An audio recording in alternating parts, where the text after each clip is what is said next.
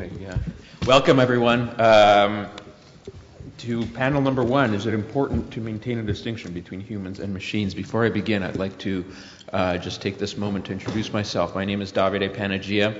I'm a professor of political theory and cultural studies at Trent University in Canada, and I would very much like to express my gratitude to Roger Berkowitz for inviting me to be here and chair this panel, and also to participate at this weekend's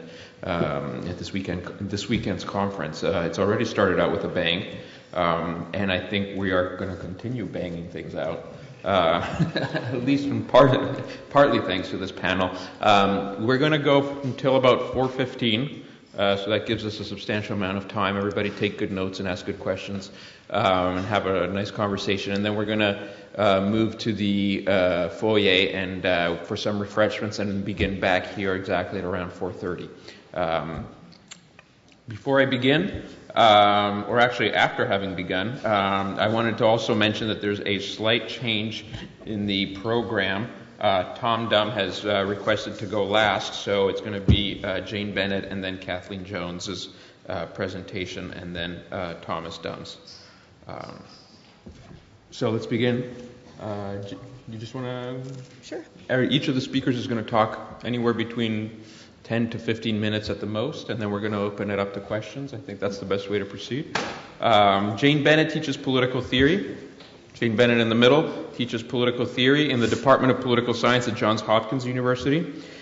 She's proud to be one of the founders of Theory and Event, and the author, most recently, of Vibrant Matter, Our Political Ecology of Things with Duke University Press. She has interests in eco-philosophy, materialisms, American transcendentalism and transcendentalists, Thoreau and Whitman. Not so much Emerson, she said. Not so much Emerson. Not so much. And network theory. She finds inspiration most lately from British geographers working on questions of creativity, human and otherwise. Jane? Thanks, Davide. I'm going to approach the question, is it important to maintain a distinction between humans and machines, pragmatically. So to determine whether the distinction should be maintained, I think we need to identify what work the distinction is supposed to be doing for us. What political, social, psychic, or existential function does it serve? So I'll first try to name the good that the distinction's meant to foster, the end towards which it's thought to stand as a means, or the problem that it tries to ameliorate. If this is judged a worthy end or a pressing problem, then I'm going to consider whether the human-machine distinction remains the best way to enact that end or address that problem. Now, such judgments are made by reference to an always contestable diagnosis of our political condition, of what is needed here and now. So to cut to the chase, my answer will be no. I don't think the distinction between humans and machines is the best way to do the job that it's been tasked to do. Humans aren't so human, and machines aren't just mechanistic anymore. The human-machine distinction is likely to linger, but I think we best focus our boundary-making efforts elsewhere. Okay, first, it seems to me that the distinction is called upon to defend the human as a special being, special, that is, in its ability to act freely, not like a hulking, repetitive, automatic machine. So the distinction's allied with a particular ontology, or map of the order of things. And this map includes recalcitrant regions of indeterminacy or incalculability.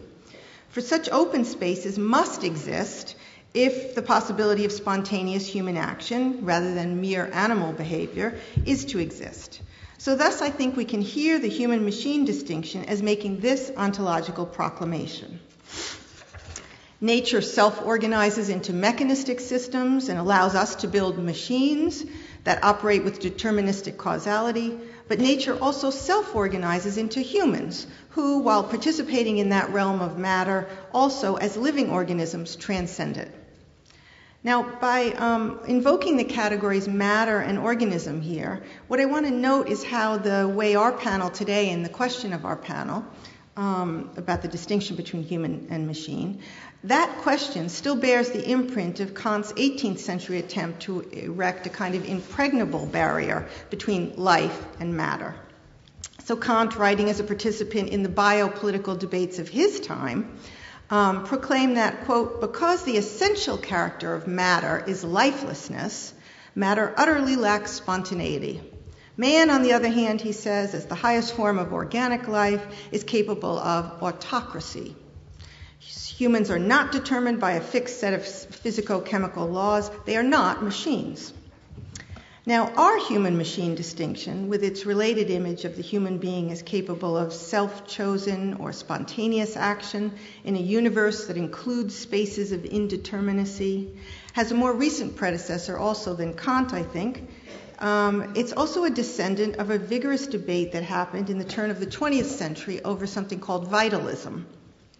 The central players here, or two central players, are Henri Bergson and this embryologist named Hans Driesch, who's lesser known today, but in 1906 and 1907, he was probably as hot as Ray Kurzweil.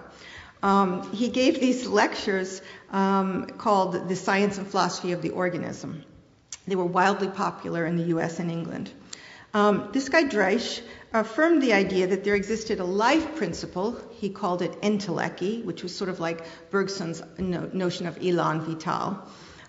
So this entelechy provided the indispensable impetus for the morphological changes of the organism, a developmentalism which, says Driesch, simply could not be explained in wholly mechanistic terms.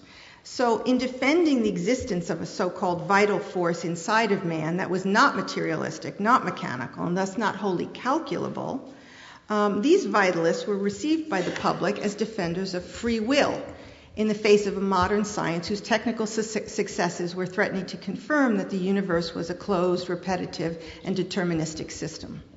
Now, the vitalists proudly defended the specificity of life, a life irreducible to matter, which was conceived as dull and mechanistic. Sure, machines can have moving parts and can even be dynamic, but they can't act to repair themselves or respond creatively to unexpected changes in their environment, says the vitalists. That only organisms could do, and man, as the pinnacle of organic life, did so with a maximum degree of freedom.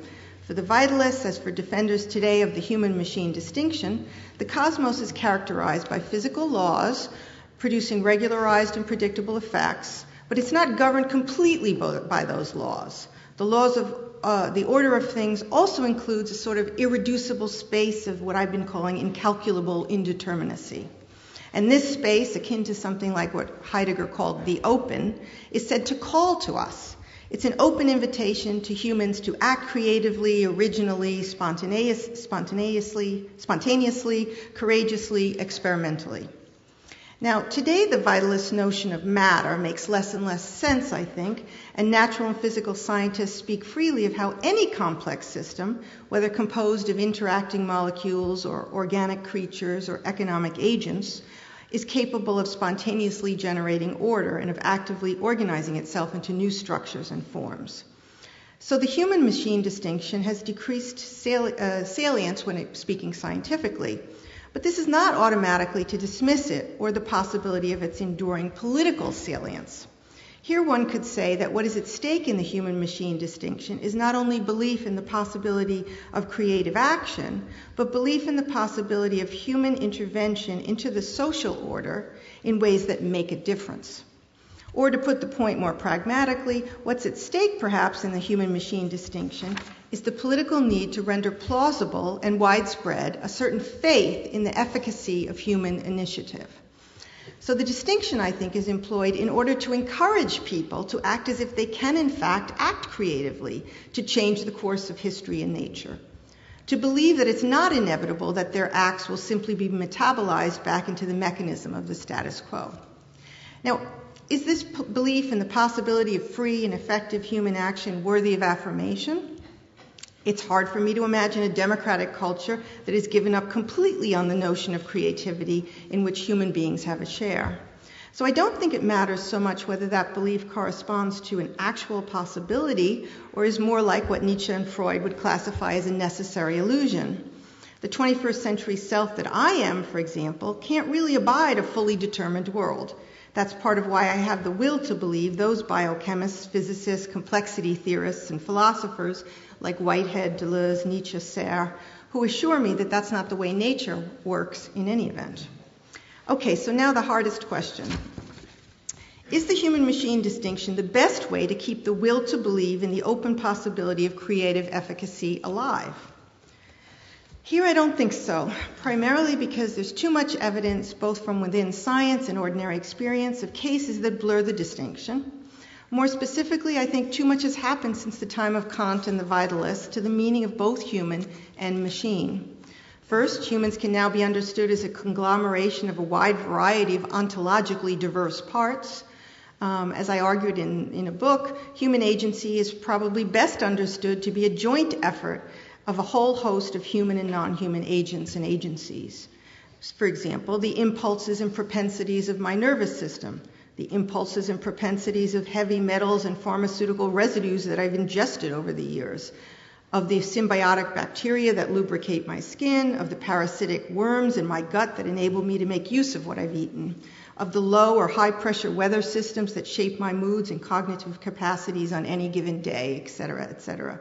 So the human is not exclusively human. My I, which is no longer now a private possession, is really made up of a lot of its. Second, neither are machines what they used to be. The capacities and powers of material forces and entities are less and less capturable through the image of a deterministic mechanism.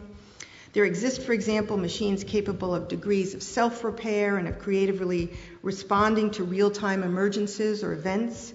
There's synthetic skin for robots so that they can feel, etc., etc.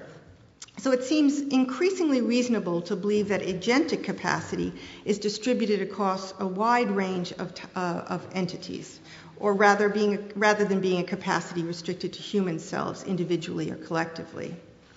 Okay, so now how then to nurture the pro-democratic belief, as I'm calling it, in the possibility of creative efficacy on the part of humans, however small and circumscribed? What else besides the human-machine distinction, what other rhetorical forms might help sustain this belief? And here, it's a big story, but I'll just briefly say I find inspiration from the idea of a self-organized material world, a world of vibrant materials. This is an order of bodies to which my composite body belongs that proceeds in part by invention. This is a universe which, though I think it lacks subjectivity, I'm not advocating a kind of panpsychism, but the universe itself engages in experimental action that can make a difference, and I'm part of that natural universe, natural technological universe. Bergson talks about this as the creative evolution of a universe that's a non-totalizable sum, a whole that is not given, because as it evolves, it generates new elements and members, and thus an ever-changing array of possibilities. This cosmos is an indivisible process of movement and creation where there is radical contingency in progress, incommensurability between what goes before and what follows. In short, creative, spontaneous, system-altering action in which humans can have a share. Thanks.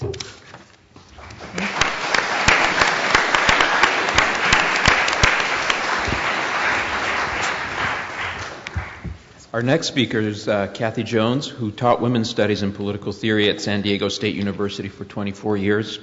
She was one of the founding co-editors of the International Feminist Journal of Politics and is author of Compassionate Authority, Democracy, and the Representation of Women, as well as Living Between Danger and Love, The Limits of Choice, several anthologies of essays on feminist political theory, and a manuscript that is yet unpublished entitled What Hannah Would Say, A Thinking Journey with Hannah Arendt.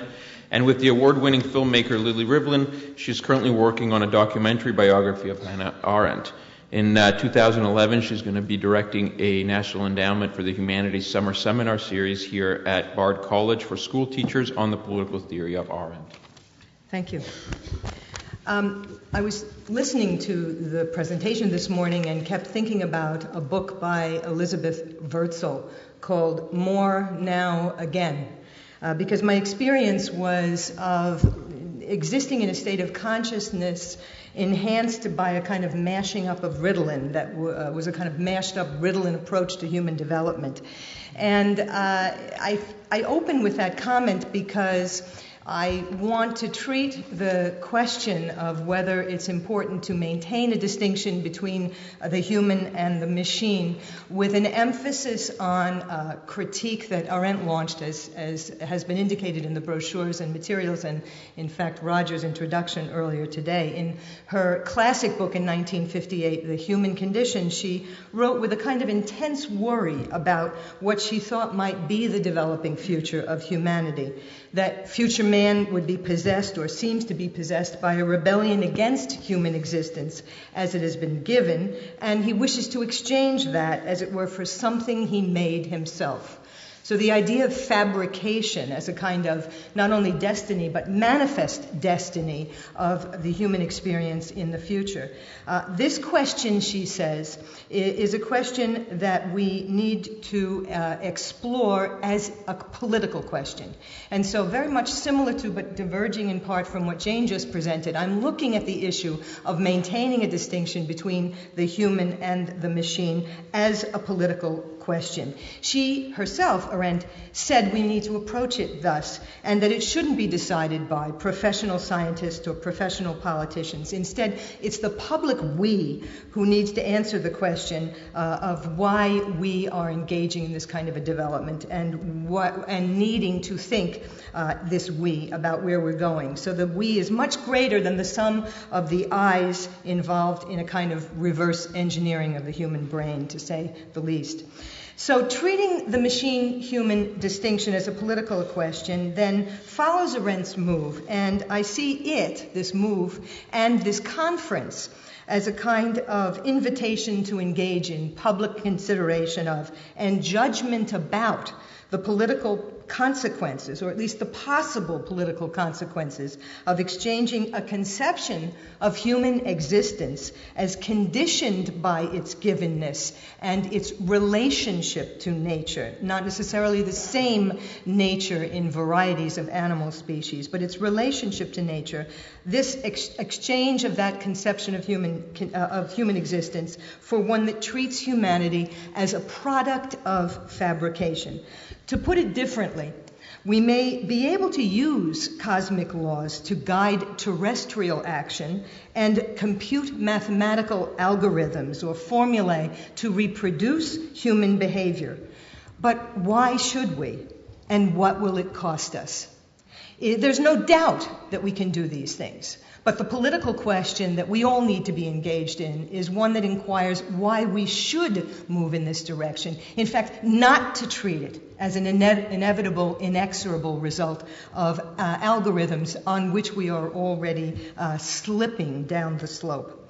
It seems pretty clear to me that Arendt wanted to maintain a boundary between the human and the machine, but it was not an airtight ontological boundary. It was a boundary that I think more than anything was epistemological and necessary in order to ask political questions. She did indeed call attention to the dangers of collapsing these categories into one another. Metaphorically, she said, we can regard humans in mechanistic, even cybernetic terms. We can talk about our human bodies as if they were software programs. And we can look at the human as a system of interlocking, functioning parts and processes that produce a form of energy useful in the production or the reproduction of human life and some version of human consciousness. But once we allow this trick of language to stand for an existential or an ontological truth about humanity, that's when we move into dangerous terrain, at least for Arendt. And she was not a Luddite in this regard. It's not that she was concerned about an ontological confusion, but the masking of political processes and social structures that actually contributes to the development of this linguistic trick and enables us to feel as if we are already on the ship floating either down the slippery slope or on the inexorable path of those algorithms we heard about earlier today. So contrasted with Arendt's worrying view about the blurring of boundaries between human and machine, many contemporary theorists in a slightly different, or what appears to be a slightly different direction, notable among them Donna Haraway, have treated the idea of a transgression of boundaries between the animal and the human and the machine, and the physical and non-physical world, not as a dystopian omen, but as a sign, a positive sign for the potential of a more egalitarian or just future.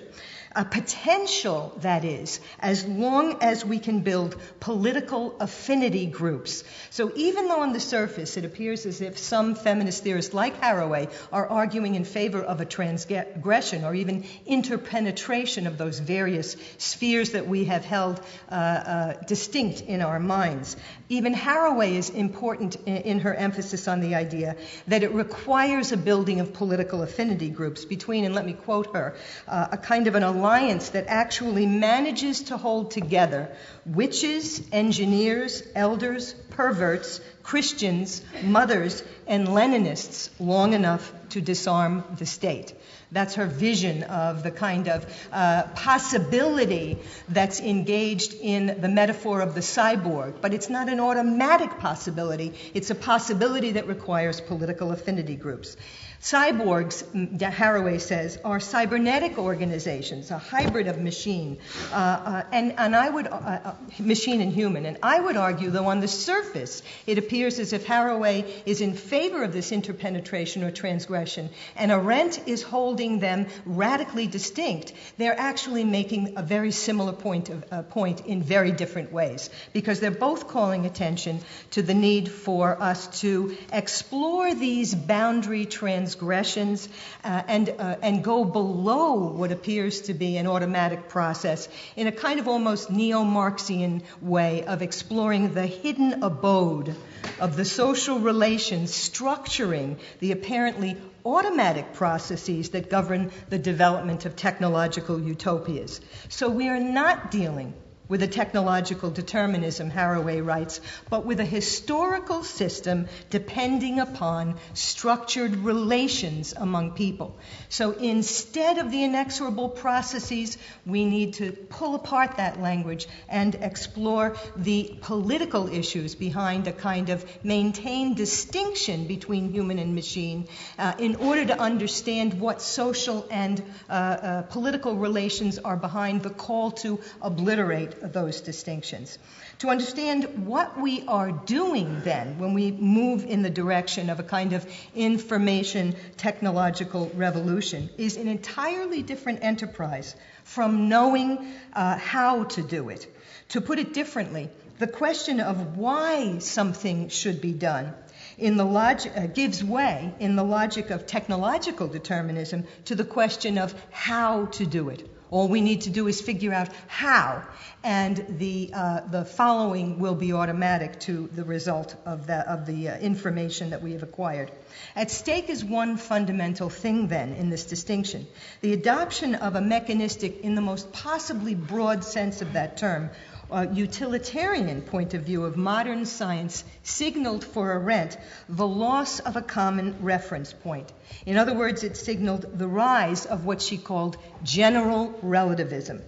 Placing nature under the conditions of his own mind, the human took a standpoint outside nature and now has treated humanity in the same way, not as a given over which we can have but limited control, but as an object of experimentation, a thing to be replicated in a laboratory.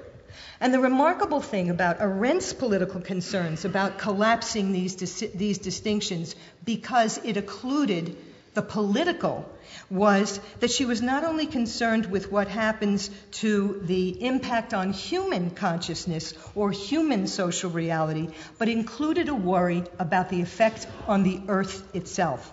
The substitution of knowledge for thought, the supplanting of truth by facts, risks, she wrote, exposing the earth to universal cosmic forces alien to nature's household. Equally remarkable and perhaps even more perplexing is Arendt's insistence that the only thing we can say with certainty about human nature is that our existence is conditioned, though never absolutely. The problem with approaching the answer to the question, what is a human being, is that it's the wrong question to ask. The question rather is, who are we? Why then the worry about ignoring categories? What does it come down to politically? Well, when theory, Arendt wrote, becomes hypothesis, then the success of the hypothesis becomes truth. Can becomes should. Everything is possible, regardless of how murderous the consequences. Or, as Jared Lanier put it in You Are Not a Gadget, we can't afford to respect, I might even go so far as to say worship, our own designs so much. Thank you.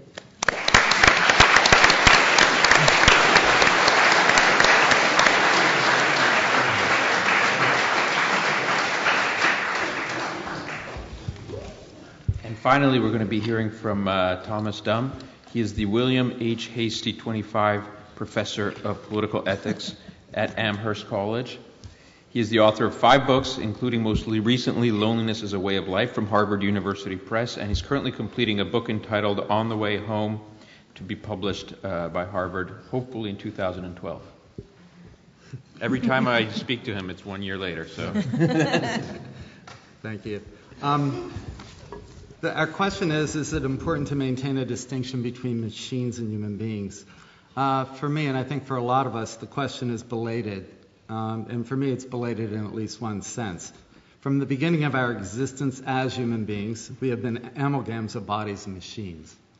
If, as John Battista Vico claimed in The New Science, burial of our dead is a primary institution, by which he meant that it was an activity along with language and marriage that contributed to making us into human beings rather than simply a Homo sapien, we have been intimately involved with machines since the inventions of shovels and other even more simple devices that allowed us to dig into the earth and cover our departed. I mention Vico here because he has an interesting and slightly slanted take on what it means to be human. Coming from Amherst, I like truth on a slant.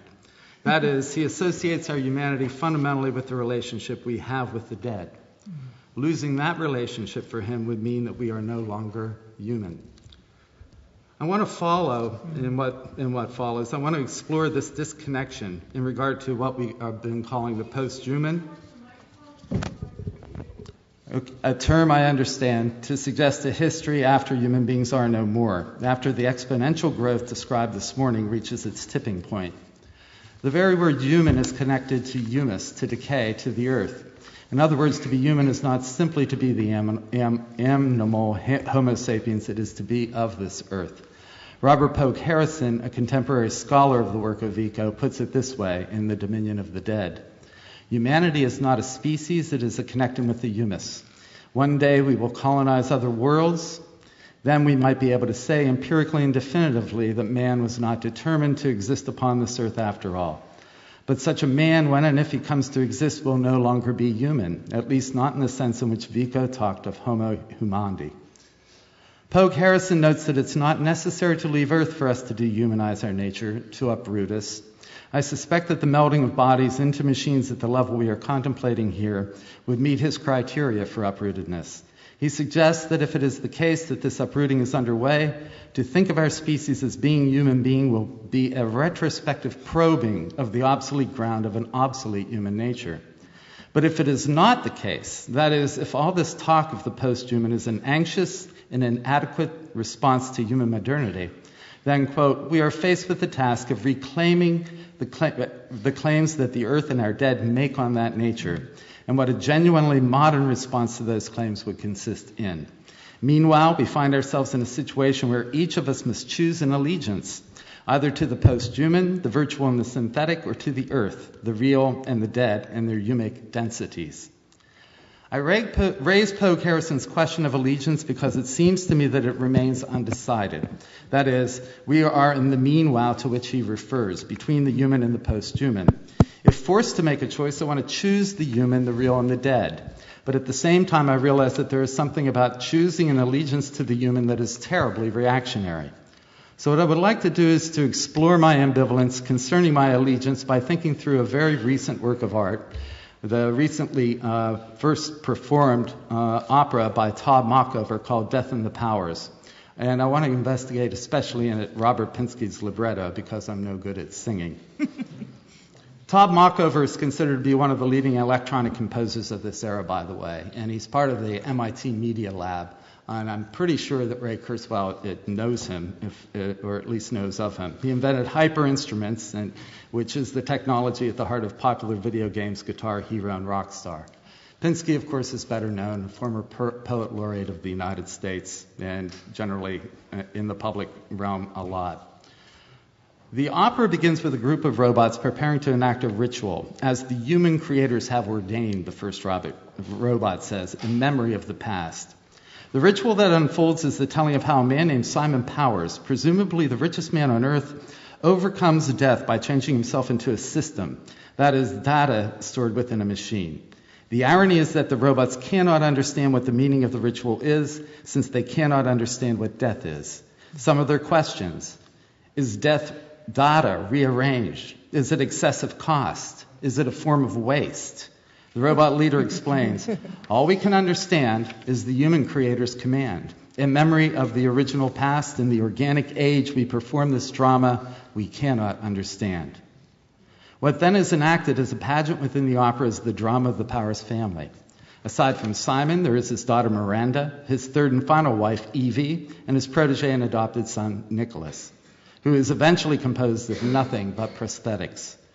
These names, of course, signify. Miranda seems drawn from Shakespeare's Tempest, Prospero's daughter. Evie is a play on Eve. Of course, we know who Eve is.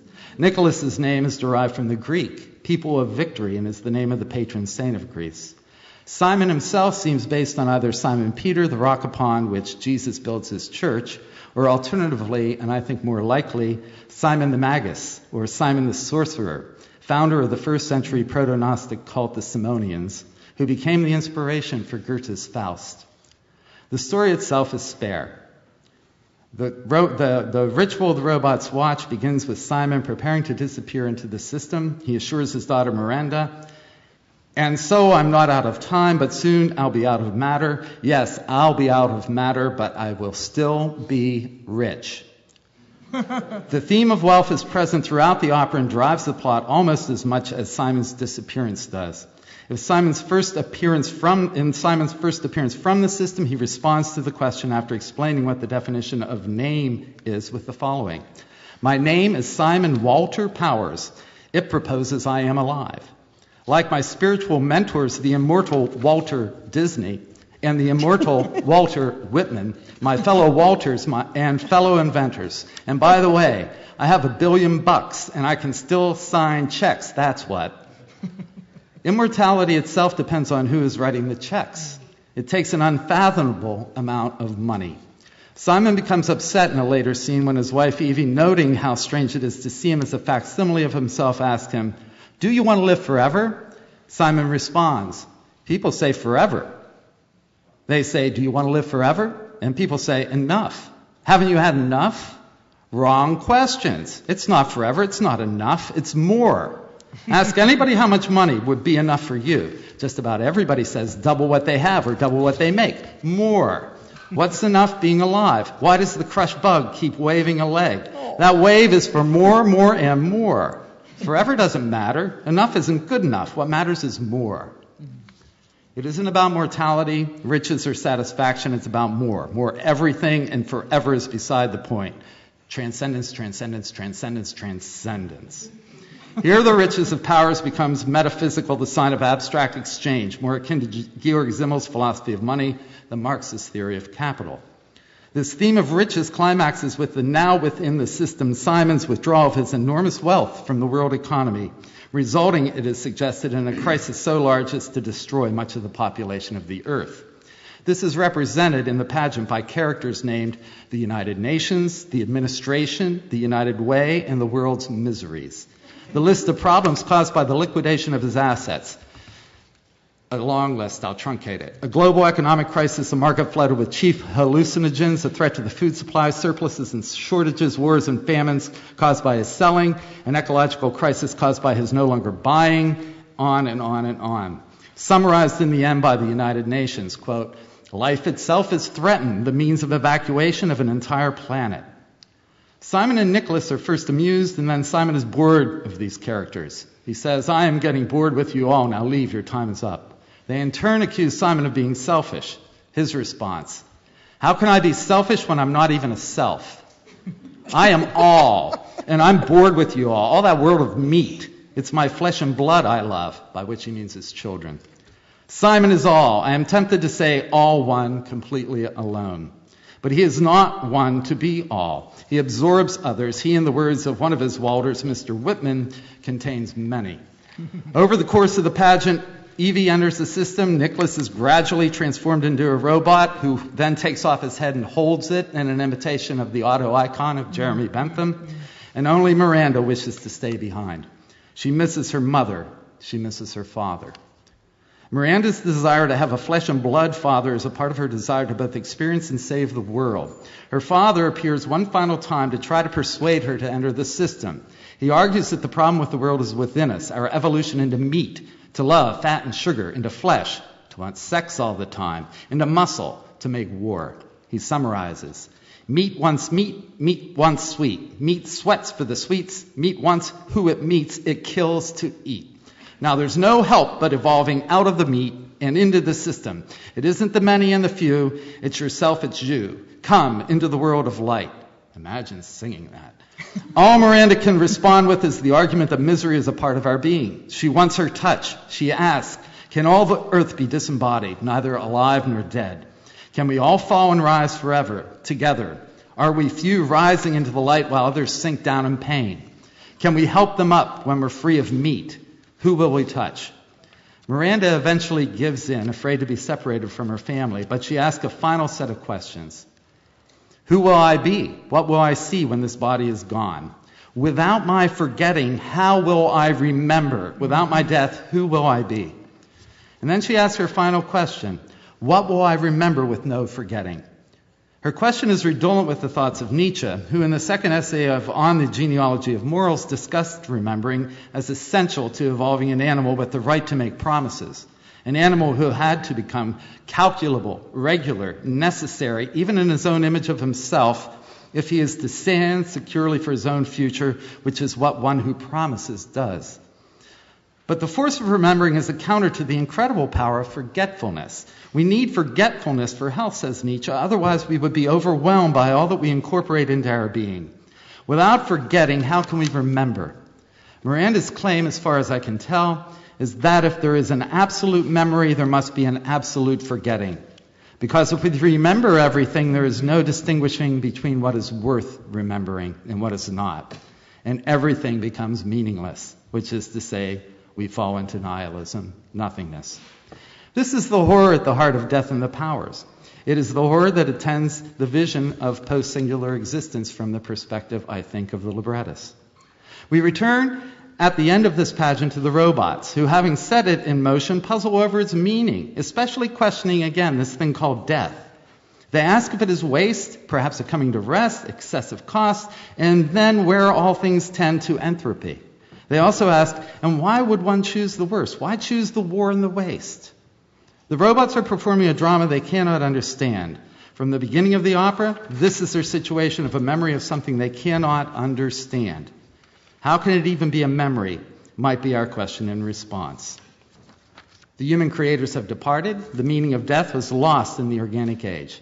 Death and the Powers concludes with the question unanswered. What became of the human creators? Here are the last lines. Units deployed as individuals will receive 1,000 human rights status credits. Now it is time we started. What does that mean? Time we started what? Why have the robots forgotten the meaning of death? Surely one can understand what death is without experiencing it, can't one? But one cannot if one remains attached to the Cartesian idea of body as machine. Then one's existence is premised upon equating rationality with being, affectless, embracing a radical division of thought from embodiment. Without the moral sentiments, as Adam Smith and Bill Connolly and a whole lot of other people have said, without a willingness to recognize that there is an unknown that will remain unknown, without acknowledgement of our limits, without a sense of others, we are more than homeless, we are helplessly lost. This is the plight of the skepticism that culminates in formal rationality unattended by affect. Death in the Powers presents us with an existential question that I think is at the heart of our concerns about the posthuman. Is the posthuman condition one that necessarily ends our love of the world? And if it is, what happens to those still very real human beings who are fated to go extinct? I'm reminded of a line from Don DeLillo's novel White Noise. There are more dead people now than in all of the history of mankind. And I'm reminded by DeLillo's line of a thorny conundrum of animal ethics. What happens to the animals that never will exist if we cease to raise them for our fleshy purposes? Are we condemning them to non-existence? Why is that alternative better than existence, even an existence full of suffering? When asking this question concerning the human animal, a species I am especially fond of, by the way, we are reminded that this question, one that seems to lie in our future, however remote or immediate, has been with us all along. Thanks.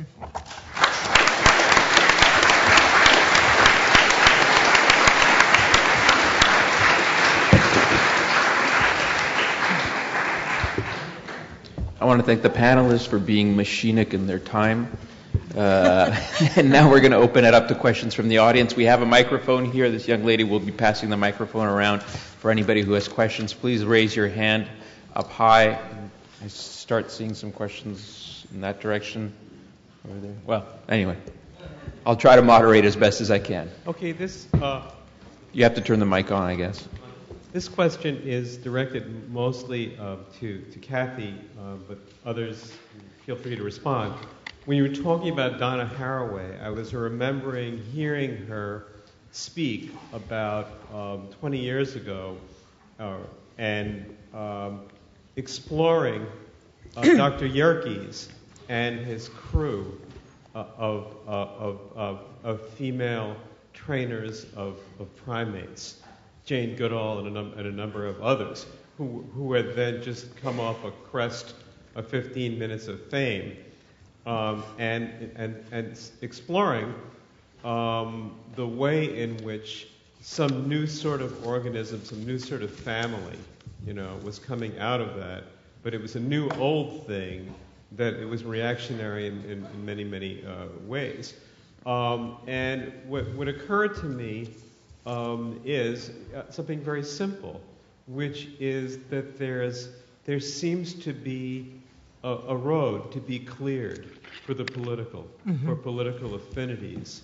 And I'm wondering how we've strayed so far off it. Trotsky said on Socialist Man that it was only a matter of time before all of us would take the human to its greatest extent through political affinity. Haraway seemed to be issuing warning signs that we were straying off it. This morning, Ray Kurzweil, spoke about moments in time, charted moments in time, on the, inexorable algorithm. Can you chart moments in time in the last 20 to 30 years when the the road of political work, has been diverted or has been changed? Well, I think the most obvious time in this country's recent history is 9/11, when there was an opportunity that really literally flashed before us to come together around what was I won't say common experience, but something experienced very publicly among an enormous number of people. And in this country, for a very brief period of time, there was a call to action to critically evaluate our stand in the world, cutting across ideological boundaries. And that was very quickly not only silenced but covered over by a search for a military technological solution that is haunting us to this day, and of course has taken the direction that few of us expected it to take, those of us who supported Obama in the election, in the increase in the number of drone attacks and so on as a way of solving this global war on terror. So I think it's important for us to keep those implications of technology in mind, and as we also keep the other dimensions of technology in mind. And I think that in some ways was, a watershed event that I would point to that was an incredibly significant missed opportunity that I remember when I was organizing on the campus at San Diego State, how very difficult it was then to get conversations going on the campus among my progressive radical friends who were already afraid to talk about what we could do differently, how we could talk about coalitions, among Muslims, Christians, Jews, and a whole range of other identity categories that were being invoked, for fear that would be treated as, sort of anti-patriotic. Could I add a little bit of something to that? And I would say that it's deeper than simply 9/11. Mm-hmm. Is this on or off? Okay, there we go. I would say it's deeper than 9/11 in terms of our recent history in the United States and throughout the world. We have been in an era of neoliberalism and neoliberal policing of the world populations since the mid-1970s at least. The consequences of that regime worldwide in the form of globalization, defining living wage downward for the world's population, the accumulation of immense wealth among a very few. These are the larger signs. They've enabled the huge pools of capital that are necessary to achieve some of the brilliant visions that were described this morning. But they have also left the vast majority of people behind. Mm-hmm. I do not believe we are currently in the United States living in a democracy. Mm-hmm. I think that's clear from the way the current election is unfolding. Mm-hmm. We are in a plutocracy. As the Supreme Court handed the election of 2000 to George Bush for the presidency, Judge Roberts has handed the election of 2010 to the Republican Party in the Congress. Or hopefully not. But if they get it, it will be because of him. So I think that there is a deep political resonance going on in terms of what is happening, that we shut our eyes to or we pretend away at our fear. This is not an apolitical matter, just as it is not an aphilosophical matter that we're exploring here. All right. It's been suggested that maybe to facilitate things, we'll collect questions. So Tracy, and then try to gather a couple of questions and then have our panel members address them. All right, go ahead, Tracy. Thank you, David. This question is prompted actually by Tom's remarks, though it's addressed to everybody. And Tom, if you made this parallel when I was called out by the little computer in my belt, which made the same phone call 3 times, I figured they did want to talk to me. I apologize. Your remarks made me think of, most obviously, the Tempest. And there's a passage in the Tempest where Prospero has imprisoned the Oft Islanders magically through technology. And the technological being that does it, Ariel, sees them there and they're suffering. And Ariel comes to Prospero and says, your charm so strongly works them that if you saw them suffer, as it were, you would forgive them. And Prospero says, dost thou think so, spirit? Notice spirit. And Ariel says, I would, sir, were I human. Now, the question which comes out of that is, can one imagine oneself acknowledging and accepting being forgiven by a machine? And if so, what qualities would the machine have to have such that what it did would constitute an authentic act of forgiveness?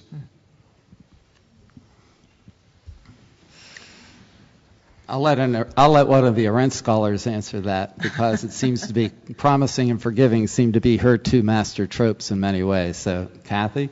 Oh, thanks, Tom. Go ahead. The The question I have is I'm almost wondering if this is somewhat of an impossible discussion at this moment, in that, or at best, a historical one versus a political, which seems ironic. But I keep thinking about that philosophical question, when does a pile become a heap? And in talking about machinery, humanity, and cyborgization, it seems to me that it's not something that we can even contemplate in the whole, because it's happening so incrementally. Whether it's like Kurzweil was saying, we have our little machines in our pockets, or it's an implant for a better femur, or whether it's an implant in a brainstem so that you can move a cursor on a computer, that I feel like all of these, that we're talking about it as if it's it can be a completed process, as opposed to it's something that happens incrementally every day, and therefore we can only really understand it historically.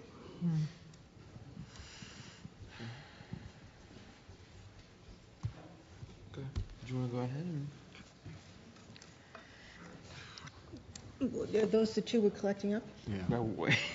Sure. I have a question for Tom that maybe you will want to answer, and that has to do with Walt Disney. And of course, Walt Disney is the prototype of Ray Kurzweil, not because of the music, which is a different thing, but really because behind the ambition of forever or more is the reason why you would want to live forever or more.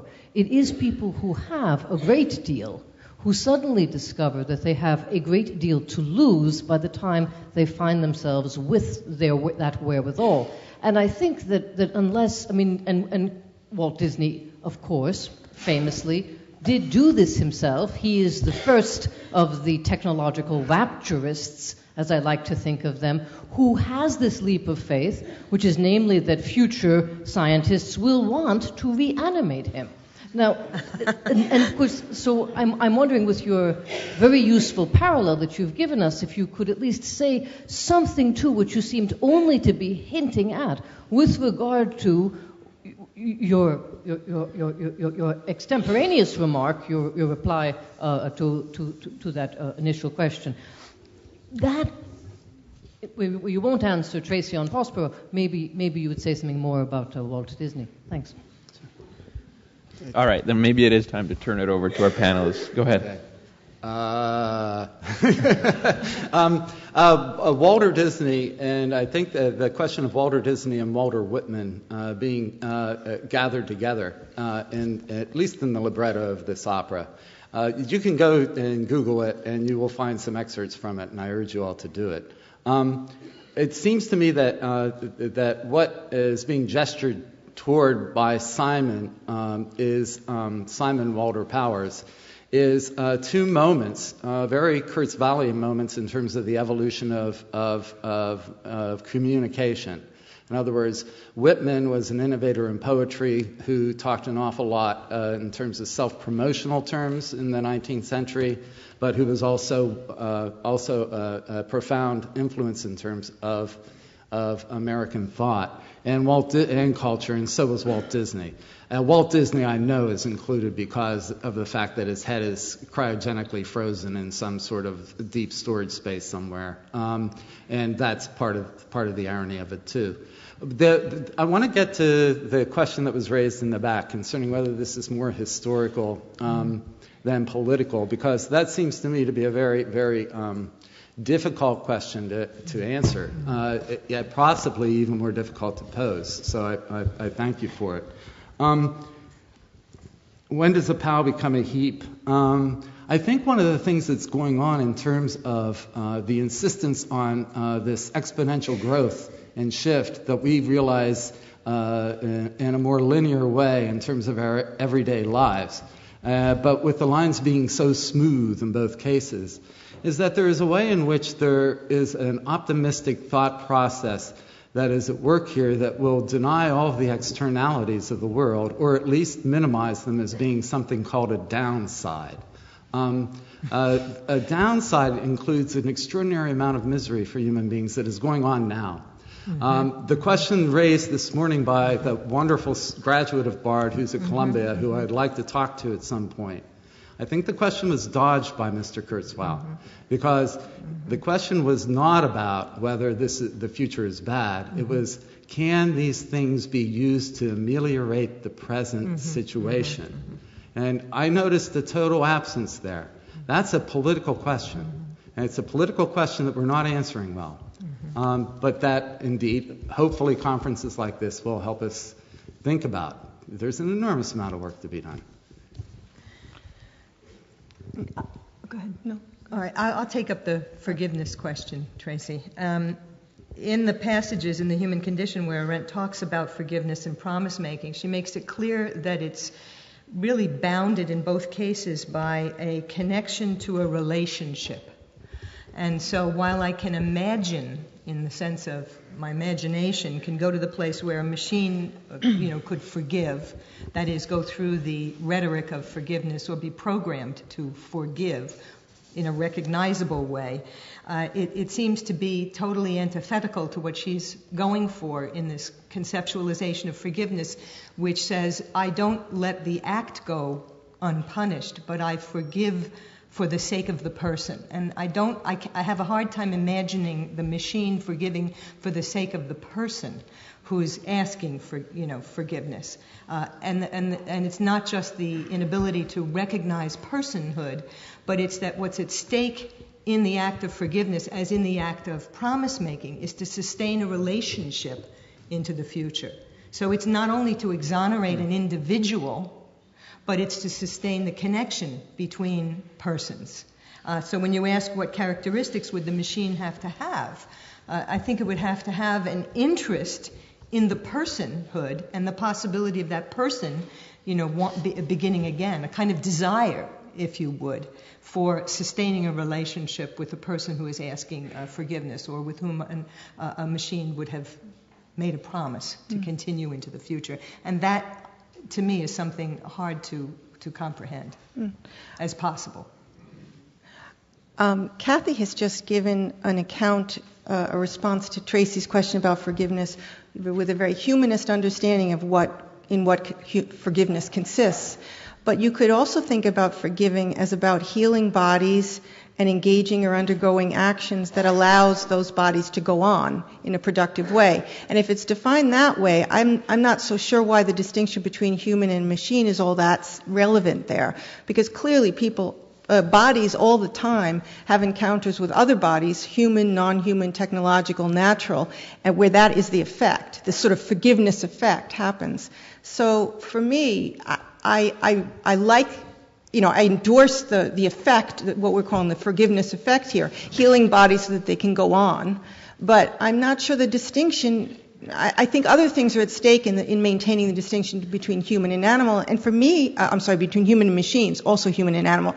But human and machines, I think it's a lot about anthropocentric conceit, that we need to think that we are super different than other things. And there may be some psychological value to that, or political value to that, but I think we should think of it that way rather than just as a kind of see it for what it is. Or rather than thinking of it as the solution to problems that forgiveness can help. If I step on my cat, I do say I'm sorry. Good for you. Good. My question is, what are the qualities that we look at in drawing a distinction between human beings and machines? And what I have in mind is, as Kurzweil said this morning, changes are going to be gradual. I have lenses in both eyes that I wasn't born with. And so gradually, we will get to the point where human beings have all kinds of parts that did not come to them through birth. And just as they now can fabricate stem cells from skin, the potential there is to fabricate embryos as well.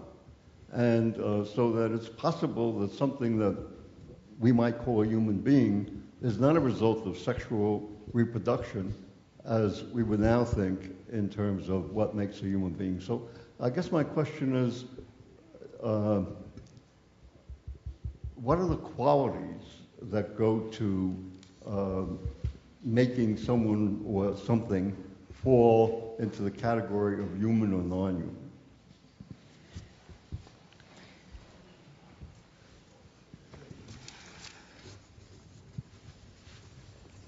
Hi. I have a question for Jane, and that is, I appreciated your Where are you? discussion there. of agentic capacity as being distributed across a wide range of actors, including humans, non-humans, meteorological events, etc. And so when you put humans into that kind of realm of multiple agency, and you also have said that you would use the term calculable indeterminacy. Incalculable. Incalculable. Incalculable or indeterminate. Okay, then Okay. I'm going to rescind my question. Yeah, thank you very much. Just that around Please, the lights are making it so that it's difficult for us to see. So can you go up on the top, my left-hand corner, because there's a bunch of questions that have been waiting for a while. There's a girl. The gentleman over there, and then the Those lady. All right, no, that wasn't it. But Quick comment.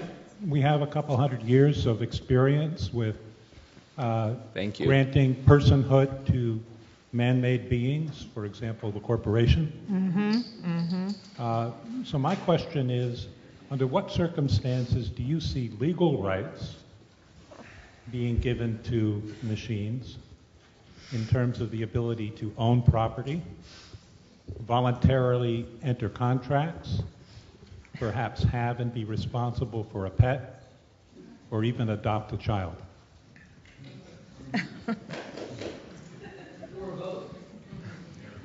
And then Verity over there. This is a question for everyone on the panel, I think. And I just was wondering if I just wanted to get a little bit further specification, I guess, between or differentiation in terms of the distinction between human animal versus human machine, because I feel like in conversations of this sort, the language of hybridity often assumes a merging of both, so that the real category is an umbrella category of human, non-human. But it also seems to me that while in some cases, whether it's Harawaiian hybridity or Deleuzian, that it makes sense, and from an Arendtian perspective, it also makes sense to want to shore up the ontological integrity of the human as a category. They are quite different kinds of distinctions, and there's another way in which the resistance to the overcoming of the human machine might actually push us towards an overcoming or an occlusion of the human-animal distinction.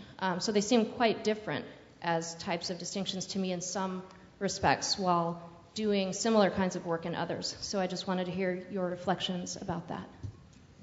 Okay, maybe we can, before we forget what the questions were.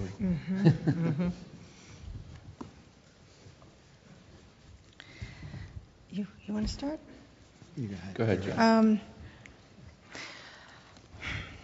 On the question of could we list the criteria of the human,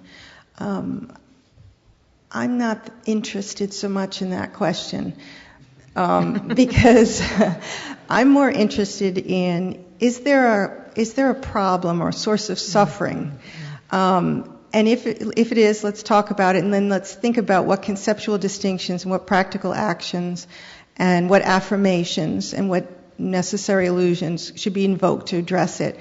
And right now, I'm not convinced that the distinction between humans and machines, which would entail listing criteria for each, is doing all that much positive work. But in some cases, of course, it would. But I would have to have it on a case-by-case basis. The question about the human-animal distinction versus the human-machine distinction, that's, I think you were getting at, the distinction between kind of organic life and sort of mechanistic matter. And I think there's that doesn't help you too much, because I think all of the problems, the blending and the blurring go there as well, because there's really no such thing as inert flat matter versus organic life, or the boundary between that's really hard to identify and sustain. So I don't know that I think you get into similar problems there. I think there's a connection between the question that was asked about the qualities of the human versus the qualities of the machine, and this last point that Verity was making about organic versus mechanistic conceptualizations. I would reiterate what Jane is saying. I don't think that's the right question. It's not an ontological issue that we're dealing with here. I think ontologically we're on very thin ice if we're trying to, because of the nature of matter that modern physics has brought to our attention, that we share with the seats that we're sitting in, which isn't substantially different from the matter, at least its composition made up that makes up our bodies. So it's not an ontological distinction that I think is behind the question, why should we, or is it interesting or important to maintain the distinction? It's rather the political question of why it becomes important to think away from, and then if we want back into, treating our being in the world as if it were nothing more than an automatic process of the interaction among various parts or atoms, or an inexorable result of a chain of events that was launched with the Big Bang. And that our inquiry into, once we've discovered the universal laws of how we make use of the things that we've discovered through modern science, is merely a matter of applying those principles as if they were disinterested practices, which they are not. I mean, that's the point, is to stand back and wonder about, not are we the same as the machine in its composition? Yes, probably so. If I take the leap of faith in the direction of modern physics, and it is a leap of faith because it is nothing that we can verify with our ordinary senses. So I have to make that leap of faith. The question then becomes, what do I do with the information that I've garnered through this process of discovery? And that's a political question. And that raises the issue of, I was deeply disturbed by the decision that the Supreme Court made about granting 501c, those organizations that are not allowed to declare, or don't have to declare, rather not they're allowed to, but they don't declare where their donations come from. These kinds of things that are going on that allow the corporations who are making mega millions, billions, on the exploitation of resources in the area of oil are now generating the Tea Party.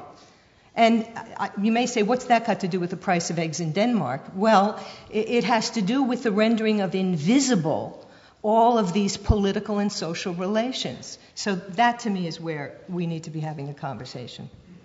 Yeah, I would briefly say regarding the question of legal rights for machines. I think that's a question that would follow a long evolution of what those machines are like, and would also have to do, as legal rights often do, with certain kinds of exercises of power that would enable those machines.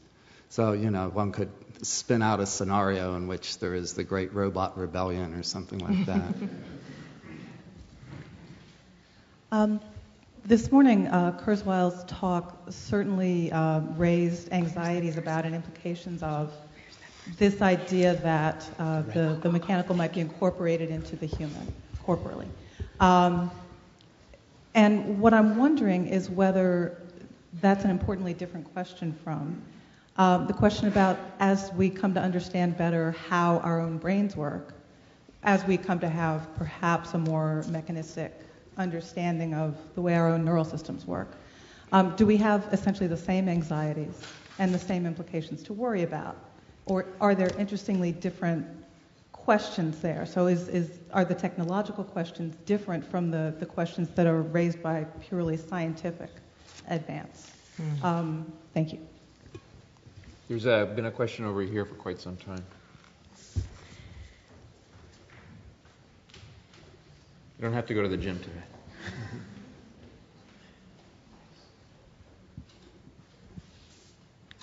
Well, it certainly seems.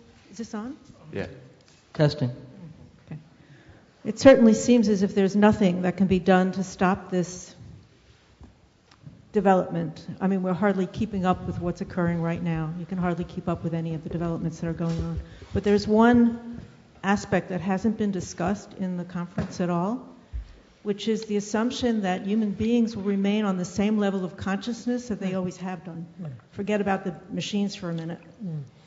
There are people all over the world right now who are struggling to emerge into a different level of consciousness, one that is not so mechanistic. After all, the whole society, United States, the whole Western society, is purely driven by mechanistic and scientific underpinnings that have nothing to do with the human heart or with human consciousness. And I believe, I'm not sure how it's going to turn out. I think it's very dicey, but everybody is very nervous. That's why the Tea Party, that's why the fundamentalists, everybody is extremely nervous, even if they can't name why they're nervous. And there are people, individuals, who are working to change their consciousness. And the future is always changed by the few, not the many. And if there are enough people who wake up, I believe a tipping point will be reached, and we will understand how to deal with this transition. Otherwise, we're finished. But that's the aspect I think that we really have to concentrate on. All due respect, I'm obviously coming from a different point of view than politics. So I know that's also very important. But we can't move forward with the same attitude that we've had. We just can't. It's a deadening, killing, merciless society that we live in, which is all about who comes out on top and has the most money. So you can have discussions about whether Warren Buffett or Bill Gates have more money. Wow, that's a really heavy discussion, So that's the point I wanted to raise. Thank you.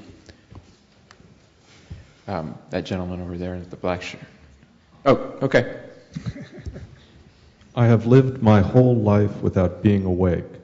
That was what was said by the young man who asked the question at the end of the Kurzweil lecture.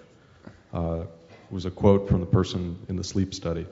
Whether it's a truth or whether it's a fiction, it speaks to me on a very emotional level. That is to say, on a very human level. The human is intellectual, the human is political. Might I ask that you speak to the emotional that is raised by Kurzweil's optimism? You go ahead, speak to the emotional.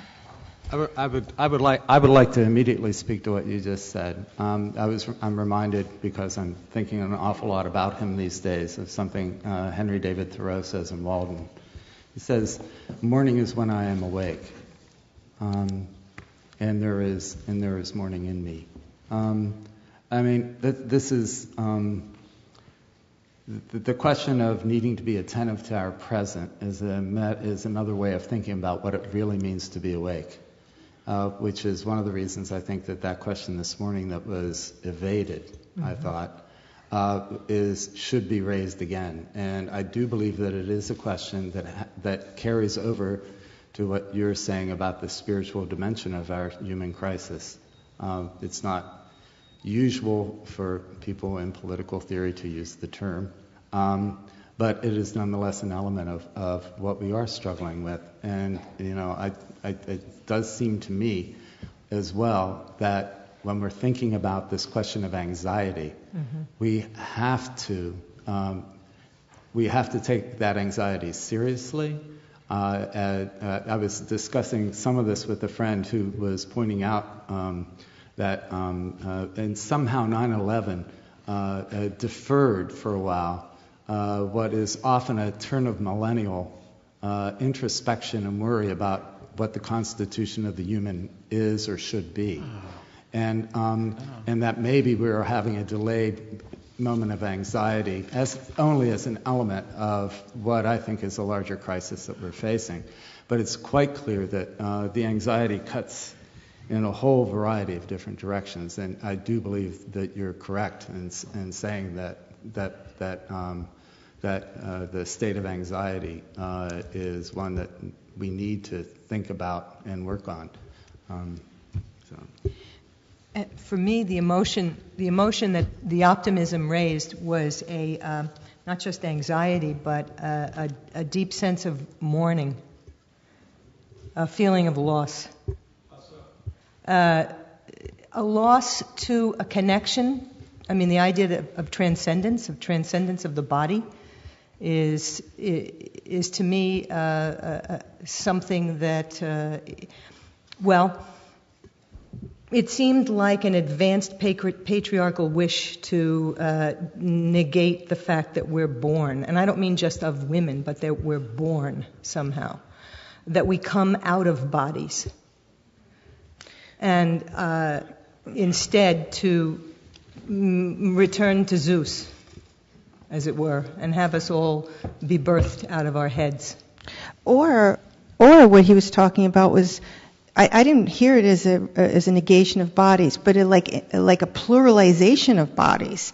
That the human body's got biological components, non-biological components. It was this speaking of Whitman, it was the body that contains multitudes. So I didn't hear it that way. Well, why is it called the singularity? I don't know. I guess I have the... You're on. Am I on? You're on. So I just thought I'd throw in another aspect of these questions that are coming from us that have to do with what happened this morning. And my experience of it was that it was a continuation of a positivist, progressive set of logics that we've inherited a long time ago. It seemed to me to be a remnant of a kind of 19th century notion of human progress.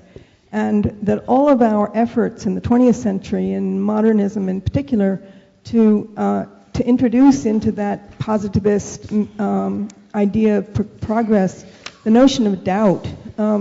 There seemed to be not a shred of doubt in this entire presentation about anything, actually, whether it was going to happen, whether it would be good or bad that it happened. So the place that seemed to me to be, if we're going to ask about the human in relation to the mechanistic and even to the animal, this particular thing that humans are capable of, which is the sight of doubting, seems to me to be important to maybe mix into the conversation.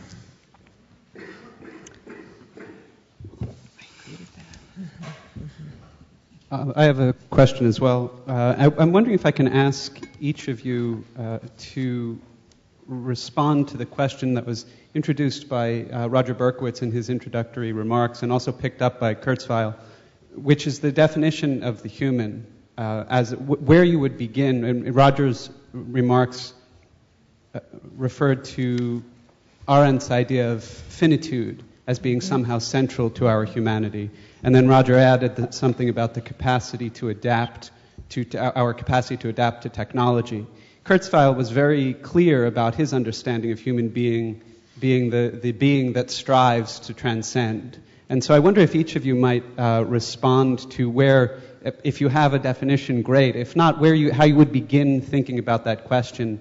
And I suspect one of you might think it's the wrong question. So I'd like to ask you all three to respond. Thanks. They all think it's the wrong question.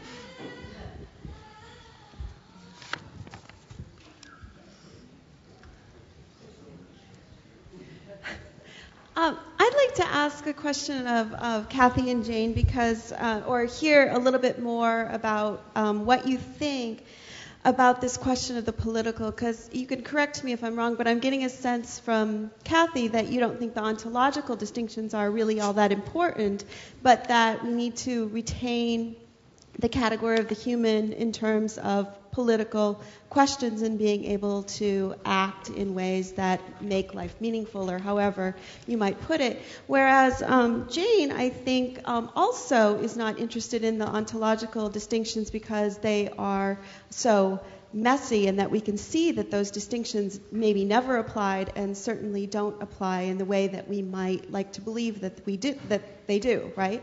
But with Jane, I think that you have a much different view of the political space that might be opened up by blurring the distinctions a little bit, because you ended your talk by saying humans can have a share in this radical contingency and process, or something like that. So I'd like to hear a little bit more from you, Jane, about that, and maybe get at something that you two have a difference about in terms of why we might retain this emphasis on the human for a political reason. Do we want to do it? Yep. Okay.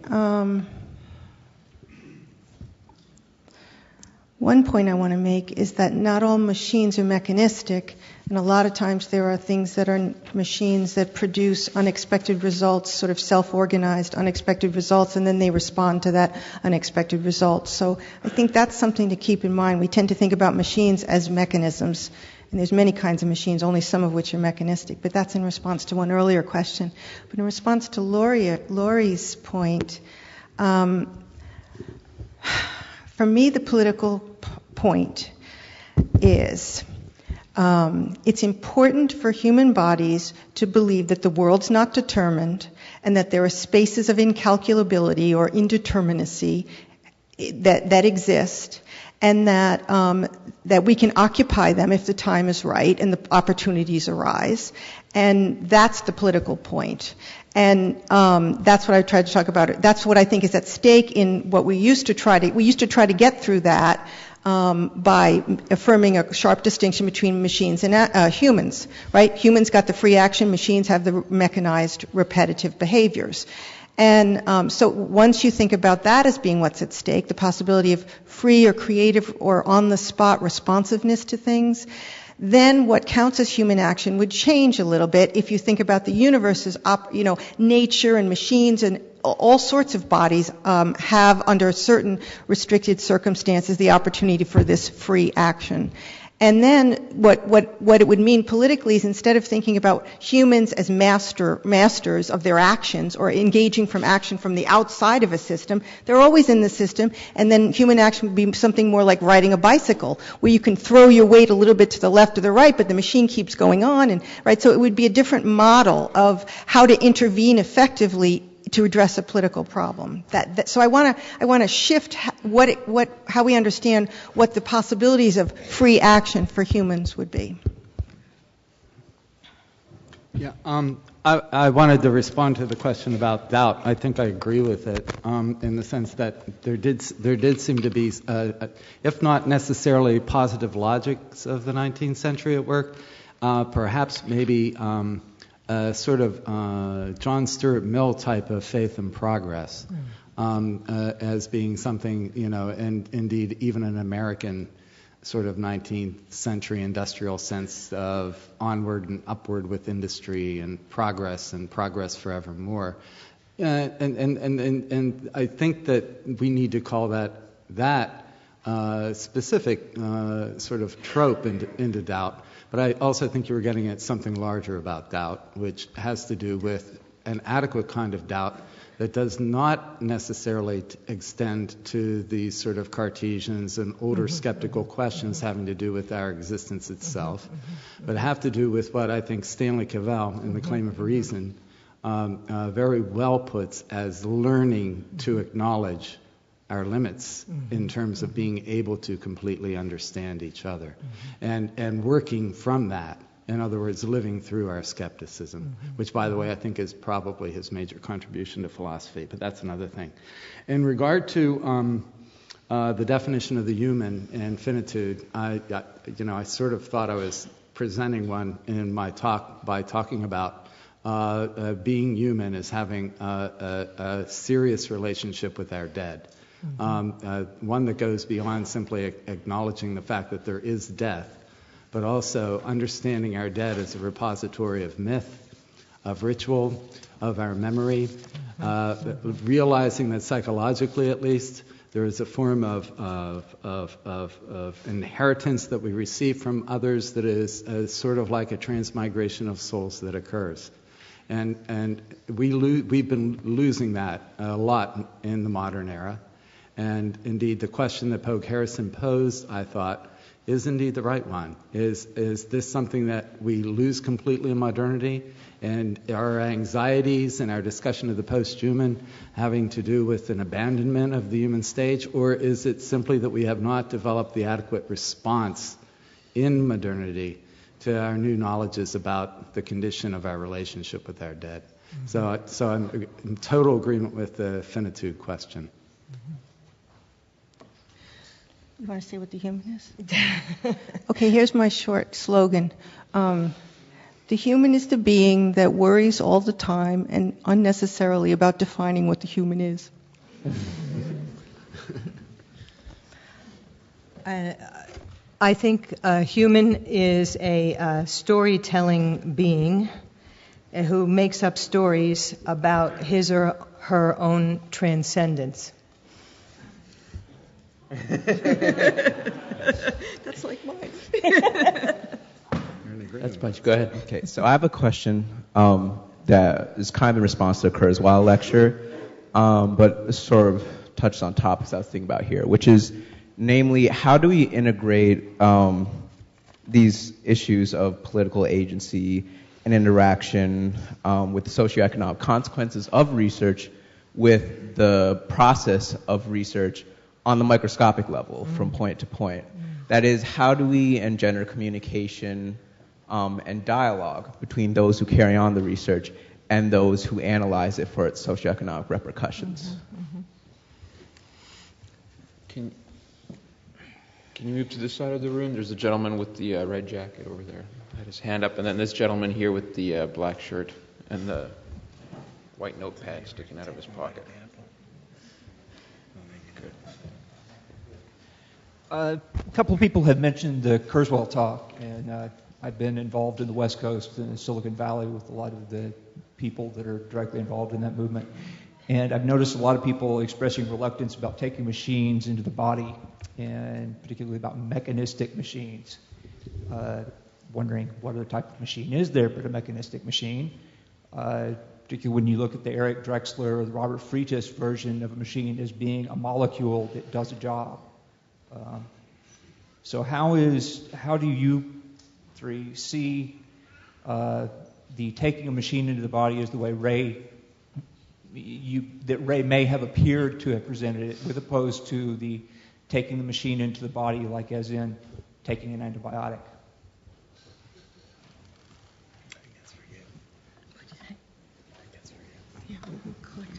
We seem to develop machines to do the things that we feel that we have a lacking in.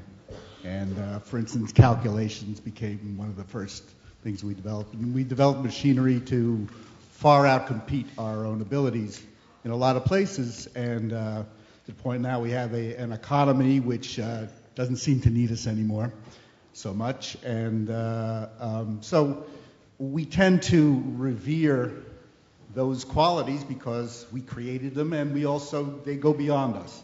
But we don't program machines to do the things we do best, like have emotions, have forgiveness.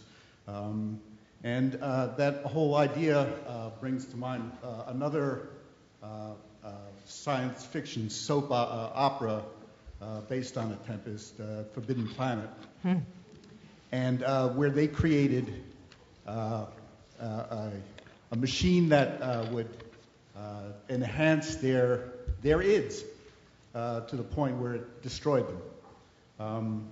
And at one point in Kurzweil's lecture, he mentioned something as absurdly outbalanced as a war between the Amish and the military-industrial complex.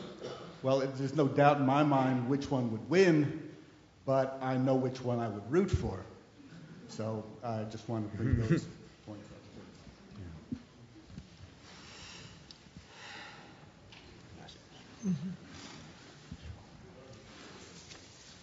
up. This one's more for the Arendt scholars, but I can't hear you. Oh, hello? Yeah, yes. That's better. Thank you.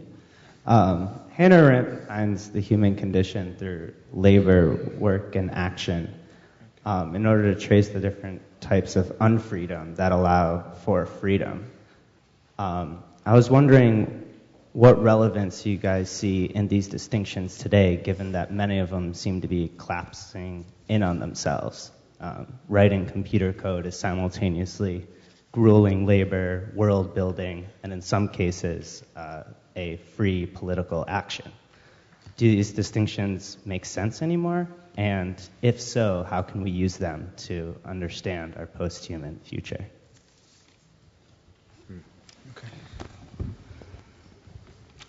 I'm going to intervene just a second. It's about 5 after 4. We're going to let the panelists answer this round of questions. Take one more round of questions, and then get some answers, and then free it up. I don't know that the difference between a molecule conceptualized as a machine and a mechanistic machine is necessarily a difference in kind. But I think the point that's raised by the concern about the blending of the two is more contained in an idea that unquestionably sets up as axiomatic the purpose of human life to be its infinitude. I'm not necessarily convinced that, in fact, the highest value is life itself. And I'm not aware of any other norms being used in the judgment about how we move from the ingestion of a chemical to the complete programming of a new stage of the species that doesn't also have to raise the question about what the purpose of infinitude for a species that would no longer even be recognizably organic, because everything that's organic decays, would be. And that's the concern that I have. And as far as the work-labor-action distinction it sort of takes the mystery. You call it spirituality. It takes the mystery away from not knowing when or whether. You know whether, but you don't know when you're going to die. And that, to me, adds a dimension, or takes away a dimension of life, just as the notion of natality, which is the possibility of beginning again, is taken away on the other end, because everything is anticipated in advance. And so there's no real reason for action, as it were. Spontaneity. Everything's handled in advance, which goes to the point about the distinction between work, labor, and action. I'm not so convinced that the categorization of writing computer code would, in an Arendtian sense, actually be labor. The way she, strictly speaking, talks about labor is the provision of, the sustenance of the body in an immediate sense of the term. You could argue that it's a kind of work that has something to do with the elimination of the necessity for any kind of labor whatsoever, ultimately. And I think for her, this goes back to the point Laurie was making about, what role does action play in this, in this sort of new, brave new world? It's not that action is privileged over all of the other categories. It's in fact that action ultimately becomes dependent upon work, and in particular the work of historians and storytellers, the memory makers, those who reconnect us through ritual and myth to the fact of our birth and death. So this idea of politics isn't necessarily solving the problems of the world, but it's a coming together for the sake of coming together and sustaining our relationships with each other, which is invoked by that concept of action, which seems, to me, to have been evaporated in the imagery that we were presented with earlier today. I want to address the probably not answer the first of the questions, which has to do with how are we to integrate research and dialogue in a fruitful way. I think it's a key question. And I strongly feel the gap between the sort of work I do and the work I should be doing regarding discussions on the other side of my campus with my neuroscientist colleagues. And indeed, in terms of trying to figure out what there might be in terms, especially of environmental science, that could be brought together to think about habitats for the human, so to speak. There's promising work that's done every day by people who think in integrative ways about green buildings, who think in integrative ways about cities.